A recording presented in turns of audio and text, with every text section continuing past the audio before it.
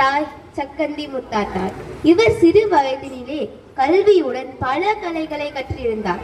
யானை ஏற்றம், குதிரை ஏற்றம், வாழ்வீச்சு, அம்பு விடுதல், ஈட்டி எறிதல் போன்ற பல வீர விளையாட்டுகளையும் தேர்ச்சி பெற்றிருந்தார். அத்துடன் இவர் ஆங்கிலம், உருது, தமிழ் போன்ற பல மொழிகளில் தேர்ச்சி பெற்றிருந்தார்.